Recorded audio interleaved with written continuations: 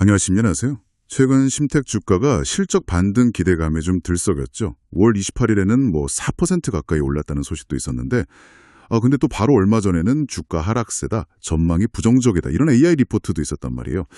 이게 좀 신호가 엇갈리는데 심택의 현재 상황, 이걸 어떻게 봐야 할까요? 오늘 저희가 여러분이 보내주신 자료들을 바탕으로 한번 그 속내를 파헤쳐 보겠습니다. 네, 그게 참 흥미로운 지점입니다. 사실 심택이 2023년, 2024년에는 영업 적자였거든요. 근데 이제 시장에서는 2025년, 올해는 흑자로 돌아설 거다. 이런 기대감이 꽤 커요. 특히 2분기, 당장 2분기에는 한 53억 원, 그 정도 영업이익을 내면서 3분기 만에 흑자 전환할 거다. 이런 전망이 나오고 있습니다. 와, 3분기만에요? 네. 작년 같은 기간하고 비교하면 거의 47.9%, 한 50% 가까이 이익이 늘어나는 셈이죠. 아니, 적자에서 흑자로 돌아선다. 이건 정말 큰 변화인데요. 그 배경에는 어떤 구체적인 요인들이 있는 건가요? 단순히 시장이 좀 좋아져서 그런 건지, 아니면 심택만의 뭔가 다른 이유가 있는 걸까요? 두 가지 요인이 같이 맞물려 돌아간다고 봐야 합니다. 첫째는 역시 말씀하신 대로 메모리 반도체 시장, 이 업황 자체가 회복세를 보인다는 점이고요. 특히 이제 DDR5 같은 주력 제품 수요가 늘어나고 있고요. 아, DDR5요? 네. 그리고 둘째는 FC-CSF나 SIP 같은 비메모리 분야의 고부가 가치 제품들 있잖아요. 네네, 고부가 제품. 네, 예를 들면 스마트폰 AP나 5G 통신칩 같은 이런 더 작고 성능 좋은 칩들을 효율적으로 패키징하는 데 필요한 그런 고급 기판 기술인데 이쪽 매출 비중이 커지고 있다는 겁니다.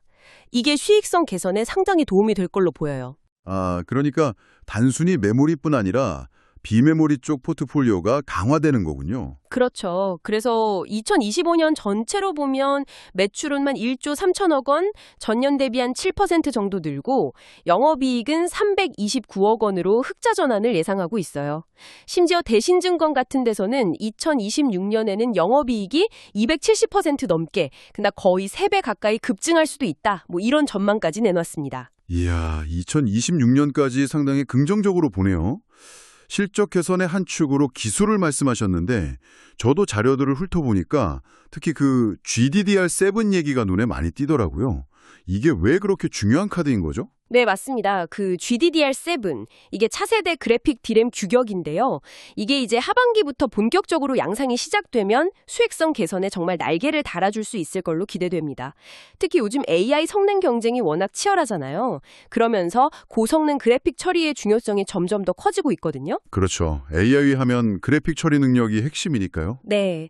그리고 흥미로운 점은 그 대신증권의 박광호 연구원이 이 GDDR7이 혹시 엔비디아의 중국 수출용 AI 칩 규제, 거기에 따른 어떤 대체 수요를 잡을 수도 있지 않겠냐, 이런 가능성까지 언급을 했어요. 아, 그런 시각도 있군요. 그리고 또 다른 기술축은 역시 HBM, 고대역풍 메모리인데요. 이건 다들 아시겠지만 여러 메모리 칩을 수직으로 쌓아서 데이터 처리 속도를 확 높인 거잖아요. 이 HBM 생산에 필요한 기판 기술과 관련해서도 엔비디아와 뭔가 협력할 수 있지 않을까 하는 기대감, 이런 게 주가에 영향을 미쳤다는 분석도 있었습니다. 키움증권 김소원 연구원 분석이었죠. 지난 2월 AI 리포트에서요. 기술적인 기대감이 정말 상당하군요. GDDR7의 HBM까지. 그럼 이 심택이 속한 반도체 패키지 기판 시장, 이 시장 자체의 성장세는 좀 어떤가요? 시장 파이가 커져야 심택에게도 더 많은 기회가 있을 텐데요.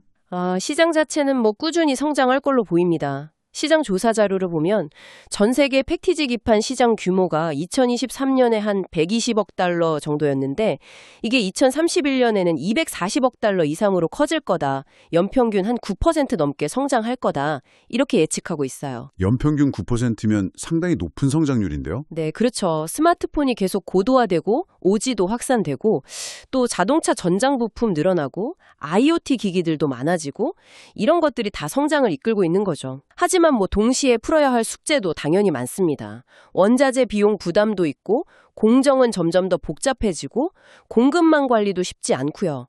그리고 무엇보다 이 기술 변화 속도가 엄청나게 빠르다는 거, 여기에 계속 발맞춰 가야 한다는 게 큰 도전이죠. 듣고 보니 그렇네요. 시장은 커지는데 그 안에서 심택이 헤쳐나가야 할 과제나 위험 요인은 없을까요? 기대감만 있는 건 아닐 텐데요. 아까 말씀드렸듯이 최근 주가 변동도 좀 있었고요. 물론입니다. 그 5월 AI 리포트를 보면 주가가 한때 52주 최저가 근처까지 내려갔던 시기도 있었어요. 9,000원대 후반까지요. 그리고 여전히 그러니까 2024년에도 400억 원이 넘는 영업 손실을 기록했거든요. 이 적자 상태라는 점은 분명히 부담입니다. 그렇죠. 아직은 적자 상태니까요. 이게 회사의 자산 가치에 비해서 주가가 싸다는 의미니까 뭐 이걸 싸서 좋다는 저평가 매력으로 볼 수도 있겠지만 반대로 생각하면 시장이 아직 뭔가 좀 불안하게 보는 거 아니냐 이런 신호일 수도 있는 거죠. 양면성이 있네요. 그 지표가. 맞습니다. 실제로 그 제공해주신 온라인 투자자 토론 내용을 좀 보니까요. 실적에 대한 우려나 뭐 경영진에 대한 비판 이런 목소리하고 또 턴어라운드에 대한 기대감 이런 게 막 뒤섞여 있는 모습이 보이더라고요. 네, 저도 봤습니다. 의견이 분분하더군요. 네. 자, 그럼 정리를 좀 해볼까요? 들어보니까 심택을 둘러싼 상황이 참 흥미롭습니다. 한편에서는 메모리 시장 회복과 또 GDDR7, HBM 같은 차세대 기술에 대한 기대감, 이걸 발판 삼아서 실적 턴어라운드 문턱에 와 있다. 이런 분석이 있고요. 뭐 대신증권은 매수 의견에 목표 주가 28,000원도 유지하고 있고요. 그런데 다른 한편에서는 과거의 적자 실적, 그리고 시장의 변동성, 또 기술 경쟁의 불확실성, 이런 우려도 여전히 공존하는 상황이군요. 네, 정확하게 보셨습니다. 반도체 같은 이런 순환 산업, 사이클 산업의 변곡점을 예측하고 투자하는 건 늘 어려운 일이죠. 신중해야 하고요.